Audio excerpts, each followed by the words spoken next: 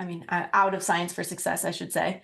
But I love making presentations. I think they're super fun. I used to be a teacher before going to grad school, so I have a very soft spot in my heart for some good slides. So what Haleigh and I have put together is essentially just a slide deck, I would say, of general tips on both like posters and slides. I'll talk a little bit about the 15-minute talks, at least what I wish somebody had told me before I did my very first presentation, because I went into this kind of having no idea what was going on. And, I know usually you like present a poster at your first ASA meeting and then you do a talk. But I did not do that. I just went straight to a talk. So I had no idea what to expect. So I kind of wanted to talk a little bit about, like the format, the way that it goes, how you get your information, et cetera, et cetera. Then Haleigh's going to jump in every once in a while. And Mark, if you want to jump in, if I say something that's like only for PhD talks, please chime in for the master's talks as well. And then at the very end, we have like some resources that Haleigh and I pooled together. Funny enough, I think they're all like around the same topic, which is like color choices for graphs, but it is important. It's all about aesthetics when it comes to these presentations. So we'll go ahead and get started. So when you're giving a presentation, and this goes for posters, or you could even say for like extension instead of academic, or these competitions, it's always a story, right? Like you are a storyteller. There is an introduction. You should be ramping up to like this crescendo of a center, and you're hitting your big points, and then there's a conclusion. And I think that viewing yourself as a storyteller for your research might help you, because it always helps me, like figure out like what is the point I'm trying to get across? What is the story I'm trying to share here? And that might change. So it might change between academic presentations versus extension presentations. So in an extension presentation, you're sharing your research, but you're sharing it at a level that like the growers care about. Like, are they going to care that you set it up in like a random complete block design with 6 blocks and you used 2 keys to adjust for multiplicity? Probably not. But your academic presentations will. So keep in mind your audience as you're trying to gauge that story and narrate it and like write out, where am I starting, where am I going, and where am I ending? Keep in mind who your audience is. The other thing is nerves. Totally normal, and like I think I was shaking in my boots standing up there the first time that I gave my presentation, but you have to remind yourself that like you're the expert of your research. As far as the judges know, as far as the audience knows, and even as far as your like fellow grad students know, you are the expert on what you are presenting. And so kind of reminding myself of just like, oh, they're gonna figure out that I'm not supposed to be here. No, they're not, because like I'm in charge. This is my research. I'm excited to share it. I know it better than literally anyone else in this room. And so that kind of helps with the nerves. It doesn't get rid of them. Goodness gracious, it will never get rid of them, but it does help quite a bit. The other thing that I feel like helps my nerves is practicing and then like over practicing. And to the extent where like I will literally write out a script of just like word for word, like here's what I want to say. And while I'm not saying I memorize it, because I definitely didn't memorize it, it helps me like get into a flow of just okay, this is what I usually talk about next. And then when I would have like my notes on the presenter side, I would just put in bullet points and of just like, oh, I always forget like this is the next part, as just kind of like little reminders or ticks into it. So definitely practice with seriousness, like practice as in you are actually presenting it to people. Sometimes that's really embarrassing. I don't know why I have an issue practicing in front of other people. I can't take myself seriously, but it is very helpful when you do that. So I know Lily and Ophelia talked about maybe setting up a time for practicing during ASA with like a group of your peers. Do that. I cannot recommend it enough, because you will be able to get the giggles out and also be like a little bit silly in case you mess up, but it's still in front of other people that will be able to give you feedback. One of the other things that terrified me my first presentation was getting the questions. You know, you're supposed to talk for a certain amount of time and then you get questions from the audience or judges. And this is kind of a wild card because you have no idea what they're going to ask. And so I always go back to, you know, I'm the expert. I know what's going on. Whatever they ask me, like, I'll just have to, I know it. I know it no matter what the question is. And, you know, I think one of the, I don't know if it's a requirement per se, but it is, I think it actually is, like repeating the question into the microphone at the end for your actual presentation. It actually is one, it's very helpful because you get to like reverbalize what the audience member had asked. So you're like, oh, you know,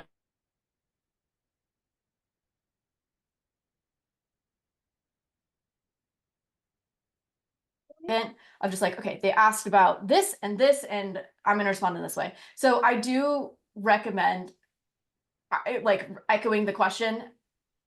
I think it is something that the judges look for, so do it anyways, but do it just to give yourself a little extra time to think as well. Yeah, so you are the expert. That's like my through and through is like, this is your story, this is your research, you are the expert. You can handle anything that the people ask. And I'll tell you, I'll give you a little secret. Even if you answer it wrong, if you answer it confidently, like for example, on my very first talk, somebody asked, did I use a harvest aid? I was like blinked. What the heck's a harvest aid in my head? So I echoed the question, what did I use a harvest aid? I said no. We did use a harvest aid, but did the person know? No, didn't know that. And because I was like confident and was like, no, what are they gonna do? You know, they don't know. So you are the expert of your story. You are the expert on your research. Be confident in that, echo the question. You'll be able to handle any questions that come your way. Don't recommend not knowing, but you know, just in case it happens. I think the next part we're going to talk about is posters. And I will add just one Haleigh, more thing on yes, please. And same with Mark. If you have anything to add, please go for it. with competitions. You know, most of the time you'll probably get your rubrics back with your judges' feedback. And if I could go back to my very first competition and tell myself anything, it's that the feedback from the judges is usually not helpful. Because at the end of the day, these competitions, these judges, the judging is all subjective. It is all just based on their own opinions of things, and that doesn't necessarily always reflect things that are super helpful. I have not ever received any feedback on those judging forms that I was able to actually utilize for the next year and help me become a better presenter. And so that's something that I have now tried to take into my own judging of things. Like if I serve as a judge, like I served as a judge for the undergraduate posters last year. When I'm a judge and I'm leaving feedback, I try my best to actually provide feedback that is helpful. But I know that receiving those rubrics and comments from judges back can be really scary. And at the end of the day, just remind yourself it's just another opinion. And there are lots of opinions out there. So you could have had a completely different judge who would have thought something completely different, and that's okay. It goes to, I'll add, I've also presented at the National Entomological Society of America thing, same idea, same thing. The feedback that was like, good job. And I was like, okay, thank you. Why, what else can I do? It literally, it's just don't take it to heart. And it's generally not going to be useful in any way. Yeah, exactly, Haleigh. It'd be all positive, and then they still ranked you really low. And it's like, I don't understand, if everything was perfect and you loved it, why were my rankings so low within this? Or on the flip side, last year, after I won the C3 competition, I got my rubrics and feedback back and was shocked at the comments that I got, because somehow I won, I was the top ranked person, but the comments and the feedback was rough. Like it was probably one of the most rough bits of feedback I've ever gotten. So feedback, rankings, none of it really correlates with each other, and it all just depends on the person and the day. So It's all right. But moving on here to talk about posters. Um, some of the things that are important, this slide is going to be kind of text heavy, but just some general things is to make sure that you're checking for the like competition or poster session requirements. A lot of the ACS communities do not require an abstract to be included on a poster, which is really helpful space wise because you don't have to put this, solid block of text on there. Haleigh, But can you share your screen? is the screen not shared? Oh, never mind. It's just my computer. Sorry. That's all right. Glad it's up there. Um, Yes, but some might require that. So just it's always a good thing to make sure as you're starting to create your poster that you are checking for the content requirements because some do have very specific requirements for what is on a poster in a competition. Another thing is to try and get your point across with as few words as possible.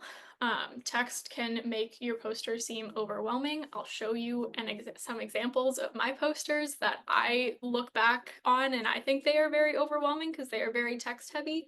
Um, so trying to get your point across with as few words as possible to leave room for things like tables and figures, not only so they are big enough that people can read them, but also because in like a poster session, people spend very little time actually talking with you.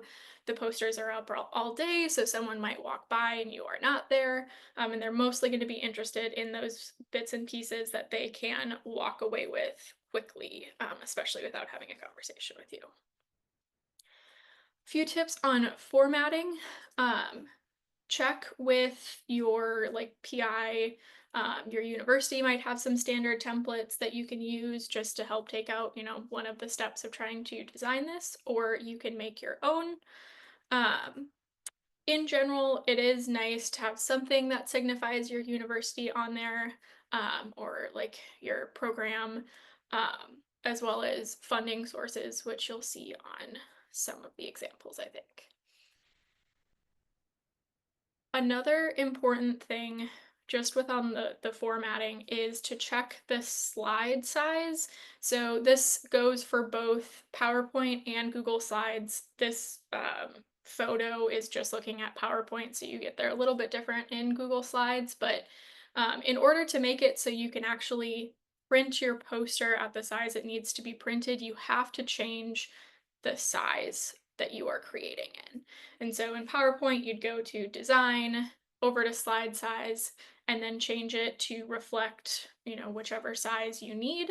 I would recommend starting with the um, either the competition or poster session regulations at the Tri Societies meetings. I think it's like 44 by 44 inches.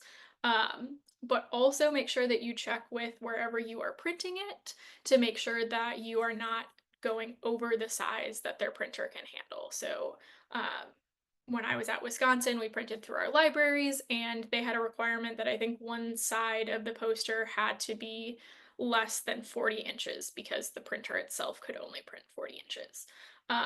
So from there, you have a little bit of wiggle room, but making it the size that it's actually going to be printed is really important to make sure that once it's printed, you don't have a lot of blurry photos or blurry text. Because if you try and blow something up that big when it was created in a normal slide size, there's going to be issues. With that, here are just a few examples. These are more like traditional poster examples where, again, these are very overwhelming to me, and I can say that because they are my own posters. But two very different, kind of templates used, but at the end of the day, still contain, the main points: introduction, your kind of objectives, why you did it, materials and methods, your results, maybe some discussion and conclusion.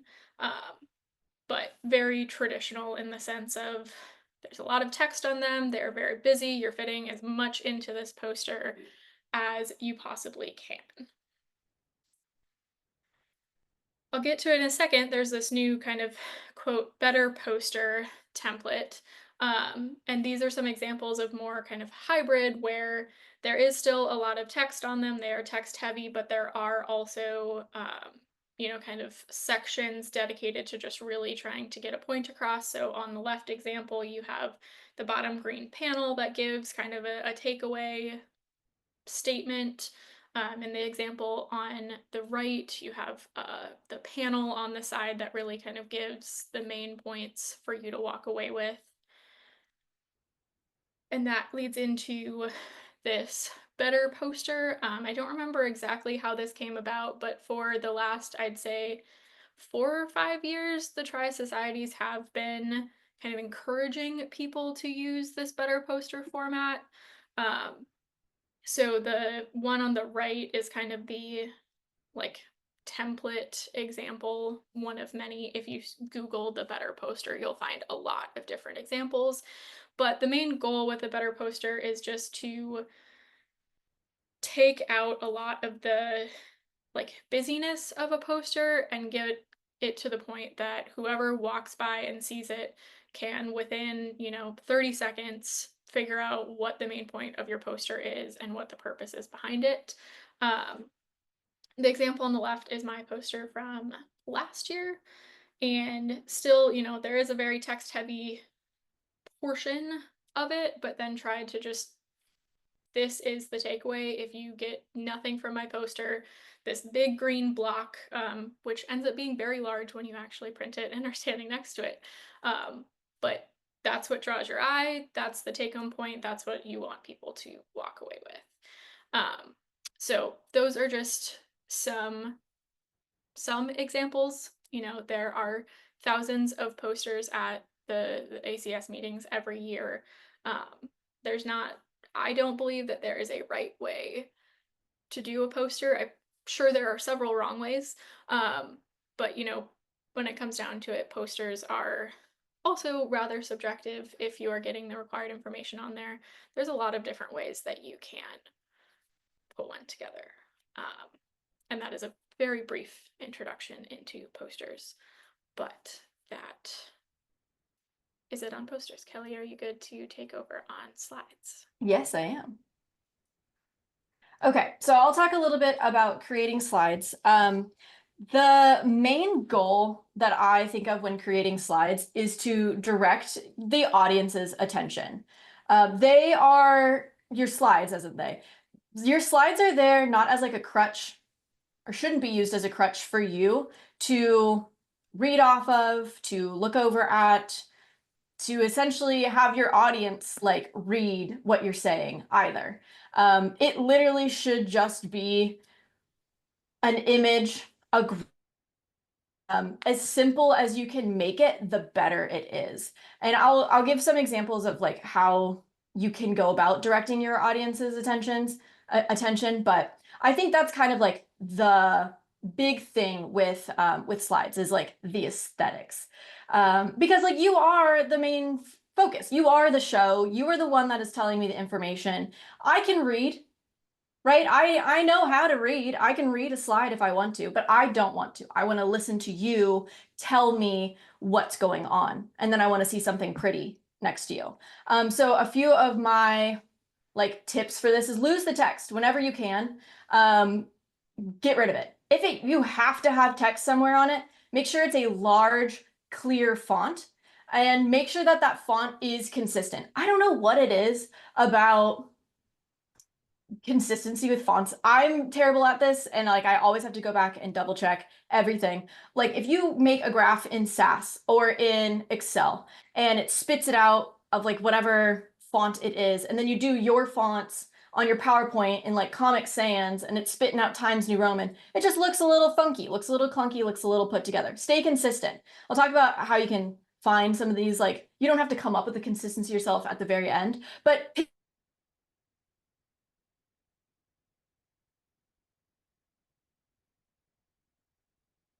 also animate your bullet points. So just like I'm not sticking up this like big chunk of text here, going through, if you have to put text on your slide or if you have to put something on your, pointing somebody's direction, animate it. And it doesn't need to like fly in stage left and like fizzle away, disappear, but at least just like on click, that way I am directed to where you want me to look. And I think that's really useful for your audience to follow along with what you're saying. And then this is a pet peeve of mine. I couldn't find like a really good example of, without being like an absolute hater. So I didn't put up one on it. But if you are going to put in pictures and figures on your slides, please make sure they're in the correct ratio.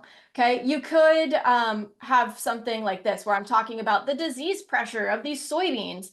And if I have it stretched like it is in the bottom left corner, you are like, what on God's green earth am I looking at?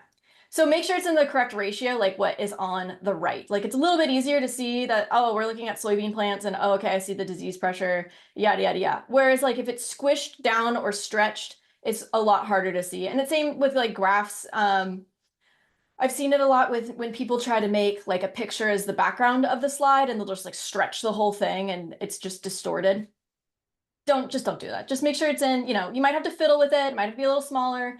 I like making my slides in Google Slides, but we'll talk about that in a second. But because there's like the grids and you could snap things places and like align them and make sure everything looks nice. But yes, please don't stretch things. It's just irritating on my eyes. Okay, so I want to give you a quick example of what I'm talking about with like these directors. And what do I mean by directors? Directors to me are anything that, and Haleigh, I'll tell you when to click. That way it goes through, whatever. Directors, I mean like circles, arrows, like highlight, anything like that. Because here's my example. This is using like no directors. Okay, so if I'm telling you, according to this paper, one of the three main predictors of higher yielding fields in North Carolina are maturity group less than or equal to 4, the use of a foliar fungicide, and planting before mid-May. As an audience member, I'm like, okay, wait, if you give me a second, I can figure this out. Like there's, in my opinion too, like looking back at this, there's too much text here. I would get rid of like a lot of it, but the boxes, I can read them. I can read it. Everything's legible more or less. I need a second to figure out like what I just said. Where am I following? Where am I looking? Things like that. Next slide, Haleigh. But if I do it again, and then I think there's 3 clicks on this one, Haleigh. So if I say a maturity group less than or equal to 4, the use of a foliar fungicide, and planting before mid-May, by using these directors and also like using the animations of popping up when I say it, you can now follow along and you don't even have to look at the other stuff as I'm going. But then you can take it a step further. So you don't have to use just directors. Next one, Haleigh, perfect. So if I say a maturity group less than or equal to 4, the use of a foliar fungicide, and planting before mid-May, well, now I'm using directors and colors, and it makes it even easier. And that's not just like the only way that you could do it. Like when I was thinking about this earlier, I think I would have even started with them all grayed out and then colored them as I went along rather than all gray, or excuse me, rather than starting with all red. But using these directors and using the animations and using colors can help me as an audience member very easily track what you're talking about. And so I think that that's like a huge bonus or a huge point that I think we should all, because I can get way better at it too, be focusing on is like making sure that we do have to handhold the audience. The easier it is for them to understand what you're talking about or what they're looking at, the better they're gonna think about your presentation. They're gonna walk away and be like, that was so clear and concise, and I knew exactly what was going on at every point in time. And that's kind of the point here. So using colors, using directors, and using the animations, I think make a world of difference when it comes to making your slides. Haleigh, are you the next one on content size? Yeah. So just like we talked about kind of size of things with posters, it's also important with slides. So if I were to put up this slide, which I randomly created this morning, there's a lot. It's a prompt for me to have all of my points on here. Everything is in one slide. It's very busy. You don't really know what to look at. And if I was an audience member, I would probably stop paying attention altogether because I'd be like, all right, I don't know what's going on. In comparison, this is still a lot of text, and looking back on this slide, I would make a lot of changes if I was going back 3 years, but at least things are a little bit bigger. On this slide, there was animations. This is just a screenshot of it, but like Kelly said, adding things one at a time so the audience knows exactly what they should be focusing on as you talk can make a really big difference. And this goes for more than just text. If I were to throw up this slide where, I have two figures, maybe I want you to look at them both, and they're just there. They're very small, it's hard to see. There's nothing really pointing out what you should be looking at. Versus if things are larger, you can more easily add in those animations to direct the audience's attention. It's way more legible. You can actually see what people are trying to um, talk about, and you don't have to squint, even if you're sitting in the front of the room. So just some general, like, making sure that you are using the space that you have wisely and also making it accessible for anybody who is watching your talk. Haleigh, we go back to the first slide. It's that has like all the text on it. Yeah, yes.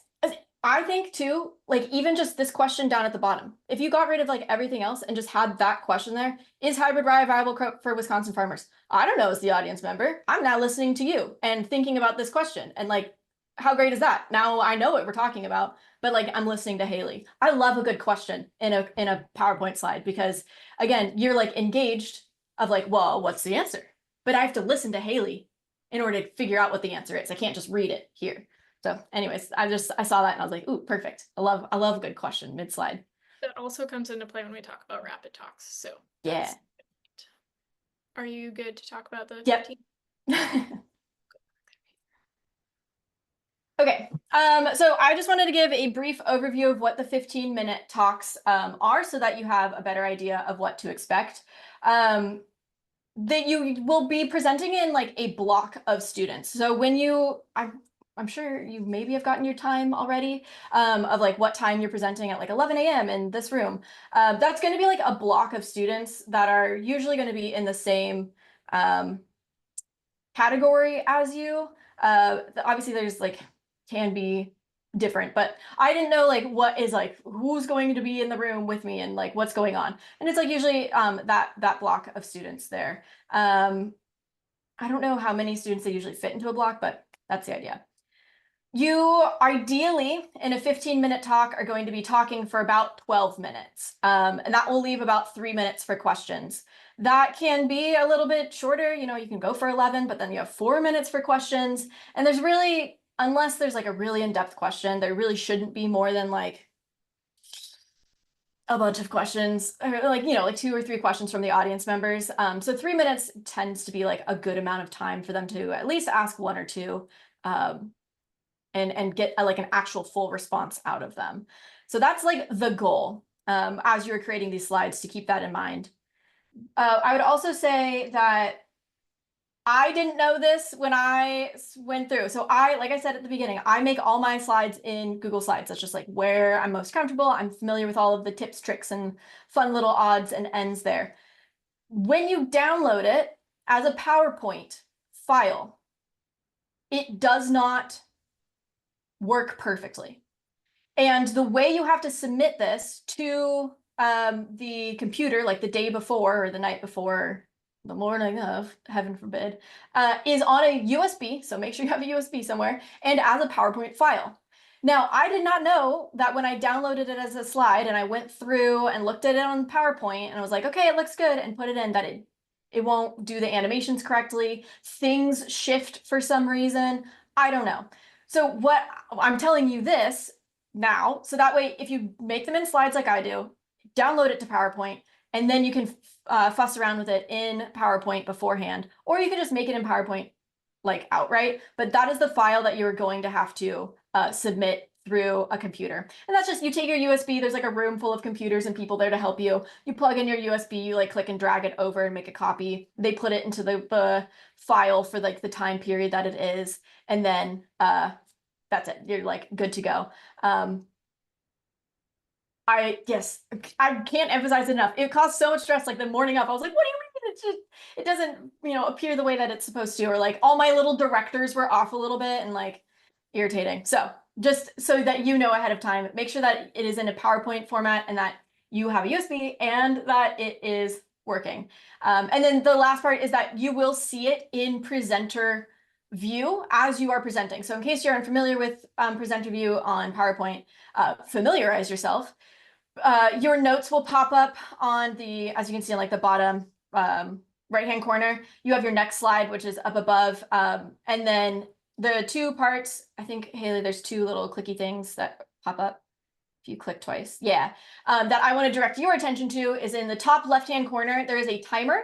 You can, once it starts into presenter mode, you can pause and then like restart it. That way you are aware of like your timing on things. So hopefully you've practiced a bunch and you're like, okay, if I can make it to like this slide by minute 6, I'm on pace to finish in time, or this slide by minute 8. You can keep track of it there. Just make sure you restart it like as you start talking, otherwise you'll be a little bit off. And the other thing is for some reason in PowerPoint, when you like look at your notes, they're huge. Maybe it's just like I write a bunch of notes. Like I said, this is like just my speech that I like teach myself beforehand and write it all out. So like there's way more text there than there should be, just to prompt, what I'm talking about. However, every single time that I've ever used presenter mode, I've had to like decrease the font size. And that's done with those like big A and little a there in the bottom right with the yellow box around it as well. So if you pop up and it's just like, whoa, I can only see like 3 bullet points, decrease the size and you should be able to see the rest of them just fine. The other thing is there on, you can get the next slide, Haleigh. Quick point on the presenter view is I think it's it. actually a selection when you upload your file if you want presenter view or not, because there was one year where I forgot to click that and then I had none of my notes and it was for a rapid talk, so I had like nothing on my screen. So just make sure that like when you are uploading it, whether that is if you are super prepared and you have it uploaded by the deadline, whenever that is, or if you're doing it in person at the meeting, just like really looking through all of the questions that they're asking you so you don't end up in a situation where like you don't have what you need. Because that's also very stress inducing morning of, but. That's a good point. This was a sample oral presentation score sheet that was shared with me a few years ago. I don't know if this is what they use or if this is anything that is similar to what they use, but in case it is, I think it's still a good idea to take a look at in your own time. Like we won't go over it a ton now, but it has like the criteria as well as some questions to ask yourself about your presentation and to make sure that like you are prepared to answer any of these questions should an audience member ask them. So it just gives you like the judges' criteria of what they're looking for, their score from 0 to 10 of, ideally 0 being horrible and 10 being exceptional. And then I found the questions to be useful to go through and just ask myself to make sure that there are things there. So this is on the slide, and I know that the slide deck will be shared with everyone afterwards, so we won't go over it now, but that's there. That's the only kind of score sheet that I have had to offer. There is you can, I guess, request it, I think, from, I don't know who it says this year, but it's on the ACS website of who you could request it if you want to see a sample one. I don't know if they'll just give you this, but either way, it's good to have. And then I think the next one's rapid talks. Yep, Haleigh, all you. Yeah, so to quickly go through this, rapid talks are typically 5-minute maximum. And there's like a range in there for competitions of, you have to be over 4.5 minutes and you have to be under like 5 minutes, 5 seconds for you to not get penalized, whatnot. But the competition should like tell you exactly what that is. And they're usually paired with a poster session. So the rapid talk is kind of like a teaser of sorts for your poster where people can go and find more information. And they challenge you to just convey the vital pieces of information that the audience needs to at least get them to come to your poster and learn more. Some other things, they generally don't allow animation if it's going to like cover up components of the slides, because generally you can only have like 3 to 5 slides max. They tend to not enforce this necessarily, but I do think it is good practice. And the more I challenged myself on this, the better my rapid talks got.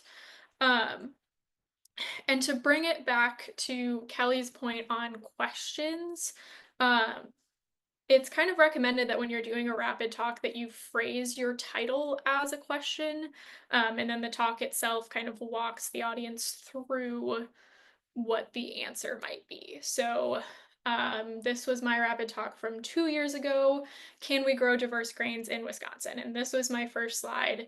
And I used it to really talk about some of the goals and objectives of the projects of growing diverse small grains in the state of Wisconsin to then produce locally, local products with local ingredients. And then from there, I walked through some of our results, and these again are very small in a sense, but to get brief points across, I did a fall and a spring because that's what made sense for this project. But then you can see at the bottom of this last slide that I had a QR code that goes to, it actually goes to my website, but there you can find a kind of shared resource or shared research file, where I would have this presentation and my poster, as well as like accessible formats of both of those things. But then I also directed people to my poster number that I would be at for that night, which led into this poster that I would present, later that day. Again, this is one that I said, I kind of tried to do the better poster and ended up not quite successfully doing so, but still tried to take out some of the text, um, and just tried to make it as kind of parallel and similar to the rapid talk as possible. One last example here, this was my rapid talk from last year. I did have animations on this, so I started with just the title, had some brief methods, and then had the treatments pop up in order, so it wasn't just this. But then I walked through one slide of results very quickly, and then ended by bringing it back to my question, and again directed people over to the poster that I was going to be at for that night, which is this. And I'd say for rapid talks, the best advice that I can give, I think, is just to start by thinking about what is the one thing that someone needs to take away from my presentation.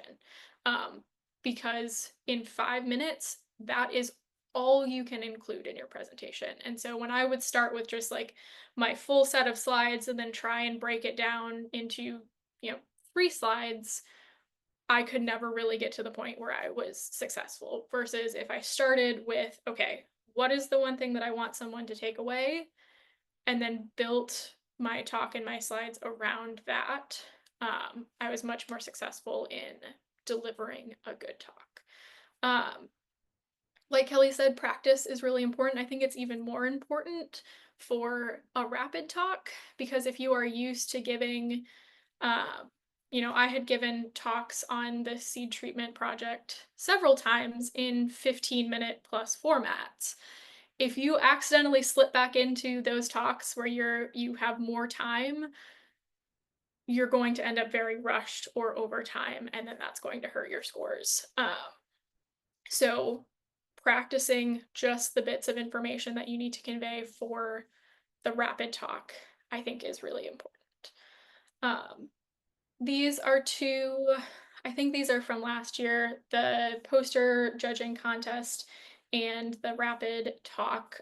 For any master's students who might be competing in the C3 competition, your poster rubric it's the same for both the PhD and the master's competitions. These are all uploaded in the shared drive just as reference points for you. Like Kelly said, we won't go through them, but they are available to you as resources to look at. We'll also upload these slides for you to look at, and I would be more than willing to share my poster examples as well, just as another point of reference for anybody. But With that, some quick ACS meeting specifics. Obviously, they have their website that you can go to. It has a lot of the information that you need, the competition list, so you can check and see if there's anything specific to the competitions that you have entered. They do have some general presenter FAQs, if you're giving a talk, they say that the standard slide size isn't supported. You have to do it in widescreen.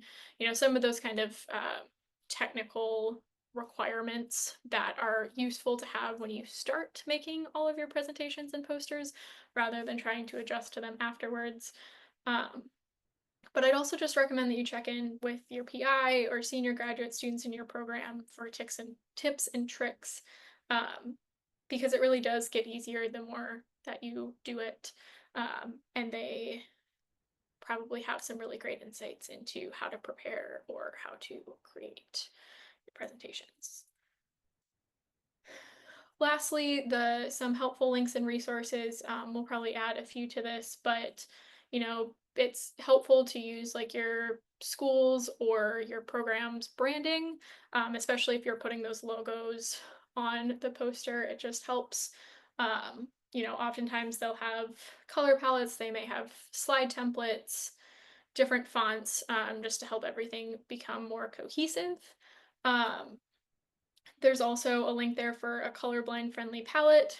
Accessibility is often forgotten in these spaces, so just doing something as simple as making sure that the colors you're using in your graphs and figures make it so everybody can, actually consume what you are trying to tell them. So on. Kelly, do you have more to add? No, I think that pretty much sums it up. Like I had mentioned that aesthetics are, with slides, vital. Like, why am I looking? I want to look at something pretty while you're telling me about what your research is. But you don't have to worry about it. None of us here are like, super design freaks. Obviously, we are in research, but there are people that are super design freaks, and guess what? They've already done the work for you. So if you go Google your school, so if I look up NC State branding, there's a huge website full of all these icons, colors, even slides that I like, slide decks that I have already were already made, and I just took and edited them a little bit, and boom, done. There's my slide deck. Now I can just add my stuff. Save yourself the stress of trying to make it look pretty. Somebody else with a degree in design has already done it for you. Just use what they have come up with. But like Haleigh said, as we find resources, we'll add.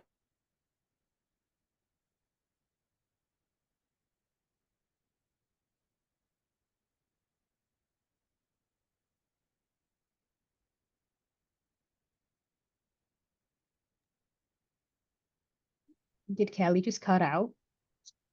So, nonetheless, we will update the slides before we post them in there. I know that we are at 11, but if anybody does have questions, I'm more than happy to take them. Hopefully Kelly jumps back here. Oh, we might have just lost her completely. Zoom kicked me out for some reason. It was getting too interesting, I think, but here we go. I'm back.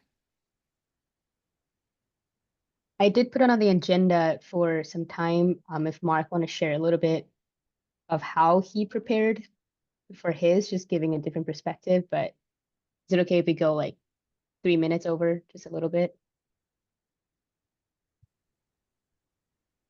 I could do it in one, Ophelia. Okay, cool. No, Kelly and Haleigh did an outstanding job. I would definitely take their advice over mine most days. Just a couple of things I will emphasize, though, that work for me is always remember, and as you're preparing, that you've got to be yourself. You got to do your own thing. I've watched a lot of great speakers, and I've kind of stolen little pieces from each one, things that I think would incorporate well into my presentation style. But ultimately, you've got to do what works for you. I like presentations. I think the rapids are too short. I can't throw any jokes in there. I hate posters because I got to stand up for 2 hours and that hurts my back. Haleigh pointed out, the judging is subjective. So at the end of the day, if you thought you did a good job and you got screwed by the judges, you can just chalk it up to that. But you just want to accomplish the goals that you want to set out to do. Otherwise, they emphasize a lot of the great points. Focus on the fundamentals, your volume, your font size, your visual aids, making sure that they're easy for the audience to see and interpret. Otherwise, again, the general rule of thumb is 1 minute per slide. It helps you stay on time. And if you stay on slides longer than that, the audience tends to zone out and get bored. Like if you're talking about a slide for 3-4 minutes, that's way too long. Yeah, you've lost the audience at about 90 seconds, probably. Practice as much as or as little as you need to. Some people don't need any practice. Some people want to memorize their slides. Again, that's totally your preference. And it's good to practice on someone else. So like I'll practice once in front of my wife. If it sucks, I'll do it again, but that's about it. Otherwise, it's too much practice. And it actually is negative for me. And the last thing I'll say is questions. One trick where, whatever situation might be in, if you need to think about it, is to repeat the question to ask for clarification. Okay, and buy you a few seconds to think about it. You'll likely be prepared for all of what you might consider relevant questions, but be prepared for some off-the-wall, oddball questions that might not even pertain at all to what you're talking about, because that's generally the questions I get or I've seen. Like I was at a meeting last winter where my PI, Sean, was talking about soybeans, of course, and then some guy asked a question about PFAS. Like, what are you doing about the PFAS? And we're like, what are you talking about, guy? You're in the wrong section, but you got to be prepared to handle those people, make sure they don't take over. And it was a pretty cool guy. Got offered some psychedelic mushrooms from him afterwards. So yeah, cool guy.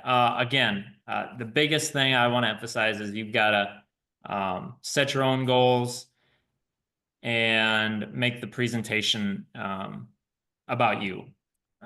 Your style, I should say. So that's all I'll throw in. I know Mark is very enthusiastic about using memes in its slides, but I'm not sure if you do that for ASA.